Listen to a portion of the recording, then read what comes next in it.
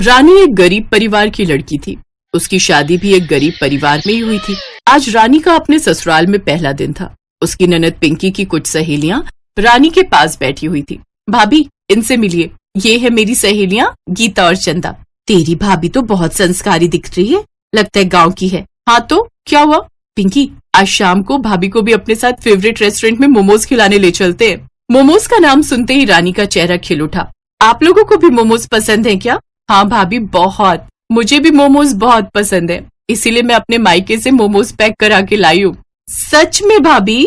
रानी ने अपने बैग से एक टिफिन निकाला जिसमें ढेर सारे मोमोज थे, लेकिन मोमोज को देखते ही उसकी ननद और दोनों सहेलियों के मुंह बन गए। भाभी, ये क्या? आप किसी सस्ती दुकान से मोमोज ले आई हो क्या? कोई मोमोज गोल है तो कोई चौकोर। अरे एक बार आप लोग खाकर तो देखिए, मैंने अपने हाथों से बनाए हैं। इसका मतलब आपके पास मोमोज खरीदने तक के पैसे नहीं थे? भाभी, तो फिर ये आप ही खा लो, हमें ये सस्ते मोमोज देखकर उल्टी आ रही है। वो लोग वहां से उठकर चली गई। रानी को रोना आ गया। रात में जब वो अपने पति सोहन के साथ बैठी थी तब उसका चेहरा उतरा हुआ था। क्या हुआ रानी, तुम्हारा चेहरा क्यों उतरा हुआ है? मायके की याद आ रही है? रानी ने सारे मोमोज कचरे में फेंक दिए थे। उसने अपने पति को मोमोज वाली बात नहीं बताई और सिर्फ इतना कहकर टाल दिया कि उसे अपने माता पिता की याद आ रही है। कोई बात नहीं, अभी नई नई शादी हुई है ना, तो ऐसा हर लड़की के साथ होता है। अरे रानी बेटा, सोहन तो सुबह 6 बजे ही निकल गया था। जल्दी से कुछ खाना बना दे, मैं उसको दे आती हूँ। हाँ माँ जी, मैंने भी उन्हें रोकने की कोशिश की पर वो रुके ही नहीं। मैंने खाना बना दिया है, ऐसा करती हूँ मैं ही दे आती हूँ। अरे नहीं नहीं रानी बिटिया, अभी तेरी नई नई शादी हुई है। उसकी सास खाना देकर वापस आ गई। घर आते ही उसकी सास गुस्सा होने लगी। इन मोहल्ले वालों को पता नहीं क्या हो गया है। बाहर देखो कितने सारे मोमोज पड़े हुए हैं। जब खाना नहीं होता तो इतना सारा मंगा क्यों लेते हैं? रानी को तो पहले ही पता था कि वो मोमोज उसने ही फेंके थे, पर उसने कुछ नहीं बताया। अरे माँ जी, आप गुस्सा मत करो, मैं साफ कर देती हूँ। वहीं दूसरी तरफ जिस बिल्डिंग में सोहन काम कर रहा था, वहाँ पर वो ईंटें ऊपर चढ़ा रहा था, लेकिन सीढ़ियाँ चढ़ते समय अचानक उसका बैलेंस बिगड़ा और सारी ईंटें उसके ऊपर ही गिर गई, जिससे उसके कंधे और उसकी खोपड़ी में चोट आ गई। उसके खून बहने लगा। तभी भागकर ठेकेदार और बाकी लोग उसके पास आ गए। खून रुकने का नाम ही नहीं ले रहा था। वो लोग उसे उठाकर क्लिनिक ले गए और वहाँ पर उसका इलाज किया गया। शाम को ठेकेदार सोहन को लेकर उसके घर आ गया। उसकी माँ, बहन और रानी उसे देखकर बहुत हैरान रह गए। हे भगवान, ये क्या हो गया मेरे बेटे को? ठेकेदार साहब, ये सब कैसे हुआ? बहन जी, अब क्या बताऊं, इन लोगों का दिमाग काम पर तो रहता नहीं है। ईंट के ऊपर चढ़ा रहा होगा और जैसे ही सावधानी हटी ये दुर्घटना घट गई। ये लीजिए, आज तक की इसकी दिहाड़ी। कुछ महीनों तक ये काम नहीं कर पाएंगे।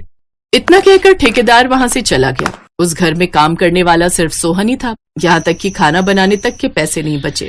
रानी बिटिया, ये मेरे पास 100 रुपए बचे हैं। जाओ तुम और पिंकी जाकर बाजार से जूस ले आओ, ताकि कम से कम सोहन तो ठीक हो जाए, वरना हम लोग भूखे मर जाएंगे। लेकिन सोहन ने कुछ भी खाने से मना कर दिया। घर वालों की ये हालत देखकर सोहन की आंखों से आंसू निकल रहे थे। रानी अपने पति को इस हालत में देखकर बहुत दुखी हो रही थी। तभी उसके पास उसकी ननद पिंकी आई। भाभी, अब तो दुकानदार ने हमें राशन भी उधार देने से मना कर दिया है, क्योंकि उसका पहले से ही बहुत उधार है। आपको मोमोज बनाने तो आते हैं ना, वही बना दीजिए। ननद जी, मेरे सस्ते मोमोज देखकर आपने और आपकी सहेलियों ने तो उल्टी कर दी थी। क्या पता किसी को पसंद आए या ना आए। भाभी, हमें माफ कर दीजिए, हमें नहीं पता था कि हमें ये दिन भी देखने पड़ेंगे। मैं मोमोज तो बना दूंगी, पर मोमोज बनाने के लिए भी सामान चाहिए होता है ना, वो कहाँ से आएगा? उन दोनों की बातें सुनकर सोहन बोला, अब तो हमारे पास इतने पैसे भी नहीं बचे कि हम जहर खाकर मर सके। ये सुनकर रानी को झटका लगा।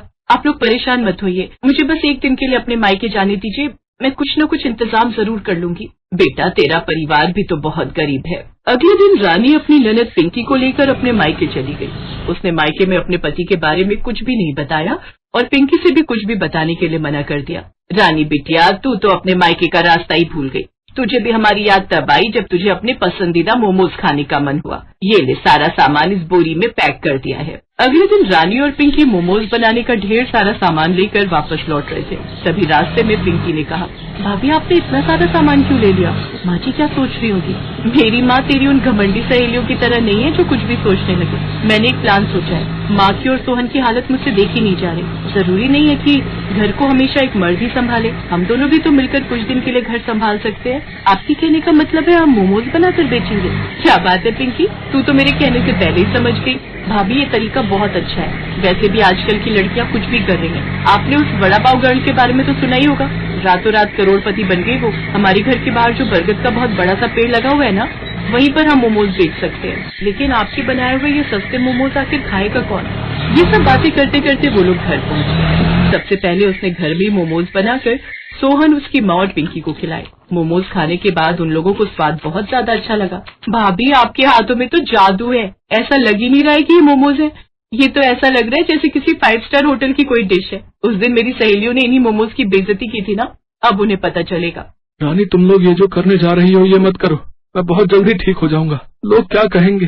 बेटा तू ऐसा मत सोच, आज जमाना बदल चुका है और वैसे भी बहू अकेली नहीं है। मैं और पिंकी उसकी मदद करेंगे। अगले दिन से ही रानी ने अपनी सास और ननद के साथ मिलकर मोमोज बेचने शुरू कर दिए और देखते ही देखते शाम तक लोगों की भीड़ लग गई। थोड़ी देर बाद उनकी वही दोनों सहेलियां भी उसकी दुकान पर आई। अरे पिंकी, भाभी, आप लोगों ने तो कमाल कर दिया, इतनी सारी भीड़। मुझे लगता है आप सस्ते मोमोज बेच रही हो, इसलिए सस्ते के चक्कर में लोगों की भीड़ लग गई है। गीता चंदा, मैंने उस दिन तुम लोगों की वजह से भाभी को बुरा भला कह दिया था। मोमोज खाने तो खाओ, वरना निकल जाओ यहाँ से। पिंकी, ऐसा नहीं बोलते, जिसे भी हमारी मोमोज पसंद नहीं होंगे उसका हक है कहने का, लेकिन एक बार खाकर तो देखना चाहिए ना। चंदा और गीता ने वो मोमोज खाए और खाते ही रह गए। भाभी ये क्या है? ऐसे मोमोज तो हमने कभी नहीं खाए। आपके ये मोमोज सस्ते नहीं बल्कि इतने महंगे हैं कि इन्हें कोई अफोर्ड ही नहीं कर सकता। 1 महीने में ही उन लोगों ने बहुत पैसे कमा लिए। अलग अलग तरीके के मोमोज बनाने शुरू कर दिए। अलग अलग तरीके के मोमोज के अलग अलग प्राइस भी रख दिए।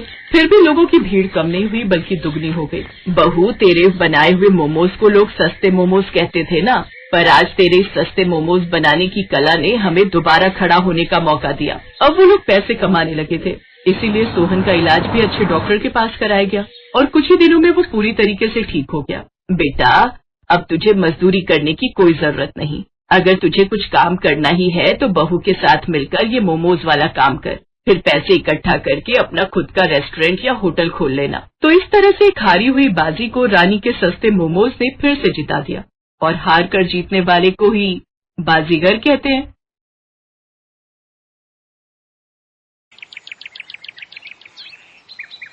नताशा के चले जाने की वजह से घर में दुख का माहौल बन गया था। जिन जहरीले तीखे मोमोज की वजह से नताशा की जान गई थी, उस बुढ़िया को अभी तक पुलिस पकड़ नहीं पाई थी। ऐसे ही एक शाम मुकुल नताशा की तस्वीर पकड़कर रो रहा था। तभी वहाँ उसकी बहन रजनी आती है। मैं जानती हूँ भैया, आप नताशा को बहुत प्यार करते थे, लेकिन भैया अगर आप ऐसे हार मानोगे तो फिर हम उस बूढ़ी अम्मा को आखिर कैसे पकड़ पाएंगे जिसने हमारी नताशा को जहर दिया था। हमें उसका पता लगाना ही होगा और उसे उसके किए की सजा भी दिलानी ही होगी। तुम बिल्कुल सही कह रही हो रजनी। जिसने भी मेरी नताशा के साथ ऐसा किया है, मैं उसे सजा जरूर दिलवाऊंगा। हमें यह पता लगाना ही होगा कि आखिर उस अम्मा ने ऐसा क्यों किया जो उसने उसे जहर वाले मोमोज खिलाकर मार डाला। तुम अभी मेरे साथ पुलिस स्टेशन चलो, मुझे बुढ़िया का स्केच बनवाना है। मुकुल अपनी बहन रजनी को अपने साथ लेकर पुलिस स्टेशन जाता है और उस बुढ़िया का स्केच बनवाता है। पुलिस उस बुढ़िया की छानबीन शुरू कर देती है। पुलिस बुढ़िया की तलाश शुरू कर देती है, लेकिन उसका कहीं भी पता नहीं चलता और आखिरकार थक हार कर पुलिस को ये केस बंद करना पड़ता है। नताशा के पिता एक रोज मुकुल से मिलने आते हैं। बेटा, मैंने अपनी इकलौती जवान बेटी को खोया है। मैं ऐसे हाथ पे हाथ रखकर नहीं बैठ सकता। मुझे किसी भी हालत में उस बुढ़िया को सजा दिलवानी ही होगी। आप बिल्कुल सही कह रहे हैं अंकल जी। जब तक मैं इस बात का पता नहीं लगा लेता कि आखिर उस बुढ़िया ने नताशा और रजनी को वो जहरीले तीखे समोसे देने की कोशिश क्यों की, मैं चैन से नहीं बैठूंगा। ऐसे ही कुछ दिन बीत जाते हैं। फिर एक रोज मुकुल जब मीटिंग के लिए शहर से बाहर जा रहा था तो रेलवे स्टेशन पर उसकी नजर एक बूढ़ी अम्मा पर जाती है जो कि मोमोज बेच रही थी। मुकुल सोच में पड़ जाता है। अगर मैंने सीधे जाकर इससे सवाल किया तो ये यहां से भाग जाएगी, फिर हम कभी नहीं जान पाएंगे कि इसने ऐसा क्यों किया। पहले मुझे इसे अपनी बातों में फंसाना होगा। राम राम काकी, ये मोमोज कैसे दिए? 20 रुपए प्लेट है बेटा। अरे वाह, ये तो बहुत ही सस्ते हैं। अरे बेटा, इस उम्र में तो बस पेट भरने के लिए कमा लूं उतना ही काफी है। महंगा बेचकर मैंने कौन सी जमा पूंजी इकट्ठी कर लेनी है। बोलो कितनी प्लेट करूं? आप एक प्लेट पैक कर दो। वो बुढ़िया जल्दी से एक प्लेट पैक करके मुकुल को दे देती है। मुकुल वो मोमोज लेकर उसी डॉक्टर के पास जाता है जिसने नताशा और रजनी का इलाज किया था। डॉक्टर जल्दी से उस मोमोज का टेस्ट करता है और फिर मुकुल से कहता है, मुकुल, इन मोमोज में भी जहर मिला हुआ है। ये वही जहर है जो नताशा और रजनी के पेट में से मिला था। रजनी की जान तो मैंने जैसे तैसे बचा ली थी, लेकिन नताशा के पेट में ज्यादा मात्रा में जहर जाने की वजह से उसकी जान चली गई। ऐसे तो न जाने ये कितने लोगों को जहर दे चुकी होगी और कितनों को मौत की नींद सुला चुकी होगी। हमें कुछ ना कुछ करना ही होगा, नहीं तो न जाने ये कितने लोगों की जान ले लेगी।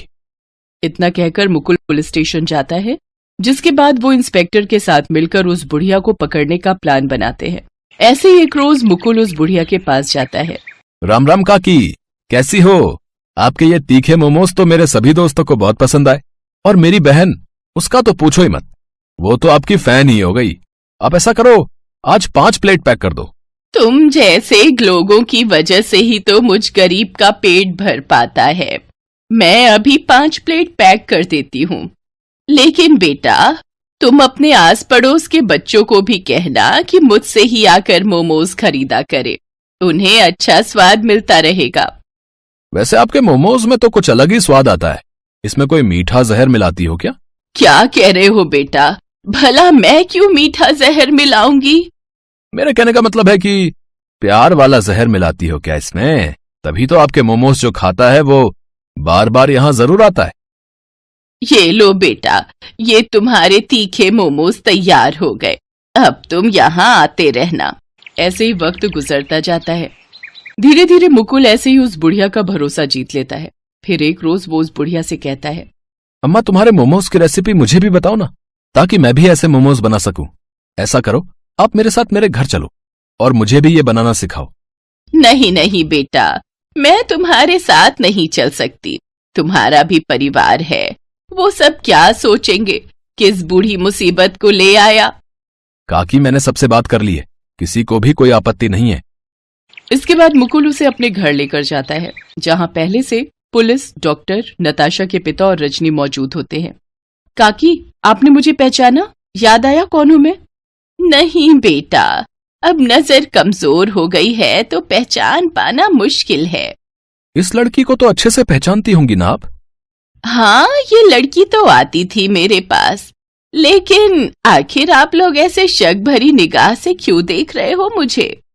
क्योंकि काकी, अब हम सब जानते हैं कि आप अपने मोमोज में जहर मिलाती हो, और आपकी वजह से ही मेरी दोस्त नताशा की जान चली गई, और आज ये पुलिस आपको पकड़ने के लिए ही यहाँ आई है। अम्मा, आपके लिए बेहतर यही होगा कि आप अपना सच कबूल कर लो।